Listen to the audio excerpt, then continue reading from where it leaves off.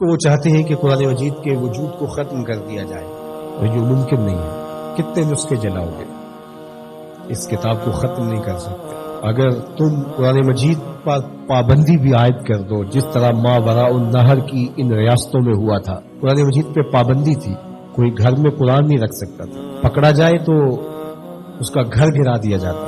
لیکن جب یہ ریاستیں آزاد ہوئیں اور یہاں سے لوگ قرآن مجید لے کر وہاں گئے، وہ قرآن اٹھاتے تھے، چونتے تھے، روتے تھے اور کھولتے تھے، چونتے، پڑھنا نہیں آتا تھا، اور جب یہاں سے گیا ہوا کوئی شخص ایک آیت پڑھتا تو وہ آگے پڑھنے لگ جاتے۔ تو انہیں کہا جاتا تمہیں تو پڑھنا نہیں آتا، تم زبانی پڑھ رہے ہو۔ کہا کہ ہمارے پاس قرآن مجید کا نسخہ تو موجود نہیں ہے، لیکن ہماری ماں نے ہمیں قرآن یاد کروایا ہوا ہے۔ قرآن مجید کا مقابلہ ممکن نہیں ہے۔ یہ ہارے ہوئے لوگ ہیں جو نسخہ کتاب رحمت قرآن مجید کو آگ لگا کر اپنے خود سے باطنی کا اظہار کر رہے ہیں۔ اس سے کتاب رحمت کی عظمت پر کوئی فرق نہیں آئے گا۔ اس کتاب رحمت کو کائنات سے محو نہیں کیا جا سکتا، سینوں سے، دلوں سے، دماغوں سے، روحوں سے۔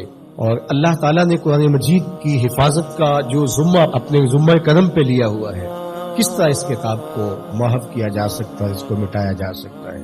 یہ ہدایت کا سرچشمہ، یہ نور و نکہت کا روشن حوالہ، یہ اجالوں کا نقیب، یہ منور اور تابع کتاب۔ میں یہ بھی سوچتا ہوں کہ لوگ لوگوں سے ڈرتے ہیں۔ یہ کیسی قوم ہے جو کتاب سے ڈرتی ہے؟ تو کچھ ہے نا کتاب میں، جس وجہ سے یہ ایک کتاب سے ڈر رہے ہیں۔ اقبال نے کہا تھا کتاب زندہ قرآن حکیم، حکمت اولا یزال است و قدیم۔ یہ زندہ کتاب ہے۔ آپ اگر مجھے معافی دیں، یہ امت تو مردہ ہو سکتی ہے لیکن کتاب مردہ نہیں ہو سکتی۔ اس وقت امت مردہ ہے، مردہ زائن از بطون امہات۔ اقبال نے تو یہاں کہا تھا کہ آگے جو پیدا بھی ہو رہے ہیں وہ بھی مردہ پیدا ہو رہے ہیں ماؤں کے پیٹوں سے۔ یہ امت مردہ ہے اس وقت، تبھی یہ ہوا ہے۔ زندہ قوموں کے ساتھ ایسے نہیں ہوتا، لیکن کتاب مردہ نہیں ہے، کتاب زندہ ہے۔ ہمارے اندر اگر زندگی کی کہیں کوئی رمق موجود ہے تو وہ اس کتاب کی وجہ سے یا زندہ رسول کی وجہ سے، ورنہ ہم اپنا وجود ختم کر چکے ہوتے۔ یہ کتاب ہمیں مرنے نہیں دیتی، اس نے ہمیں زندہ رکھا ہوا ہے۔ پوری دنیا کفر کو اس کتاب نے سیخ پا کر دیا، اور یہ اپنے پارلیمنٹ کے اندر ہاتھ میں اٹھا کہتے ہیں اس کتاب کے ہوتے ہوئے مسلمانوں کو نہیں مٹا سکتے۔ تو اس کا مطلب یہ ہوا کہ تم مسلمانوں کو مٹا نہیں سکتے، کیونکہ اس کتاب کی حفاظت اللہ نے اپنے ذمہ کرم پہ لی ہوئی۔ اس کتاب کو تم مٹا نہیں سکتے، اللہ مٹنے نہیں دے گا۔ تو جب اس کتاب کو تم نہیں مٹا سکتے تو اسلام کو بھی نہیں مٹا سکتے۔ اسلام اپنی اصل شکل میں، صورت میں قیامت تک موجود رہے گا، اور موجود اس لیے رہے گا کہ اصلی شکل اور اصلی صورت میں قرآن موجود ہے۔ تو اس امت کو اس کتاب کو اپنے سینے سے جوڑ کر کے، اپنی روحوں میں اتار کر کے، اس کے احکام پر عمل پیرا ہو کر کے، اس کتاب کے ساتھ جڑ کر کے دشمن کو عملی جواب دینا ہوگا۔ یہ بات درست ہے کہ جس کے سینے میں ایمان کی معمولی سی رمق بھی موجود ہے، وہ اس واقعہ سے دل گرفتہ بھی ہے، دکھی بھی ہے اور بے چین بھی۔ 56-57 اسلامی ملکوں کے حکمران جن پر اولین ذمہ داری آتی ہے اس عمل پر بھرپور رد عمل دینے کی، وہ فرنگی روحوں کے بے حس ڈھانچے ہیں، سوائے اشک شوئی کے، سوائے رسمی بیانات کے۔ باقی ان سے کسی عمل کی توقع کرنا عبث ہے، فضول ہے۔ اس وقت عالم کفر جس طرح متحد ہے، عالم اسلام اس ایجنڈے پہ متحد نہیں ہے۔ یہ واقعات امت کو دوبارہ کھڑا کرنے کے لیے کافی تھے۔ جب 2006-07 میں جب یہ تسلسل کے ساتھ سب سے پہلے باقاعدہ ہوا تھا، ویسے تو یہ عرصہ دراز سے یہ سلسلے چل رہے ہیں، تو اس وقت میں بڑا پر امید تھا۔ جس طرح لوگ ایک دم سڑکوں پہ نکل آئے، مجھے لگتا تھا کہ جو اقبال نے کہا تھا مسلمان کو مسلمان کر دیا طوفان مغرب نے، تلاتم ہائے دریا ہی سے ہے گوہر کی سیرابی، کہ طوفان مغرب نے مسلمان کو مسلمان کر دیا ہے۔ رد عمل کے طور پہ یہ جڑ جائیں گے اور سب کچھ ہوگا، لیکن چند دنوں کے بعد وہی کچھ تھا جو ماضی میں تھا، کوئی فرق نہیں تھا۔ ایک ہنگامہ بپا ہوا، لوگ سڑکوں پہ آئے، نعرے لگائے، اور انہیں لگا کہ ہم نے اپنے جذبات کی تسکین کر لی ہے اور ٹھنڈے ہو کے گھر بیٹھ گئے۔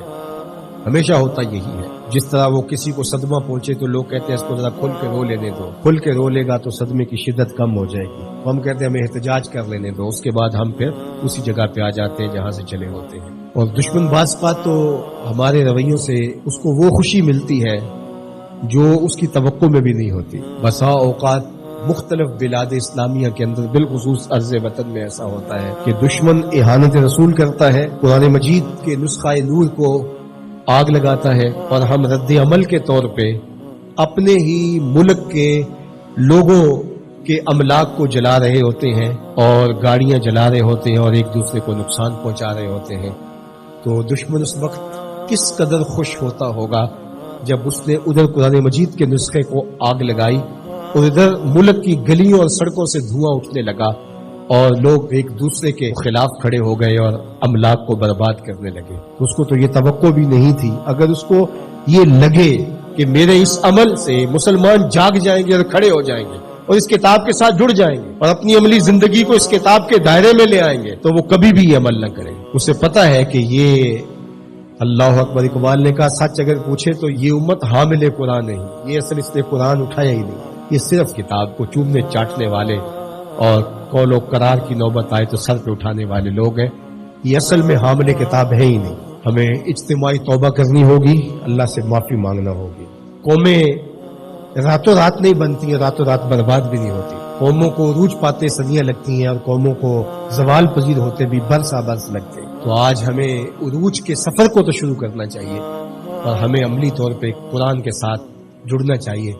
کیا میں آپ سے توقع رکھ سکتا ہوں یہ عزم کر کے جائیں کہ آج کے بعد زندگی قرآن کے مطابق گزرے گی اور ہم اپنی نسلوں کو قرآن پہ لائیں گے، ہمارے گھر میں قرآن کھلے گا، قرآن پڑھیں گے اور قرآن پر عمل پیرا ہو کر کے امت کی تشکیل کے لیے ہم اپنے کردار کو جو ہے وہ شروع کریں گے۔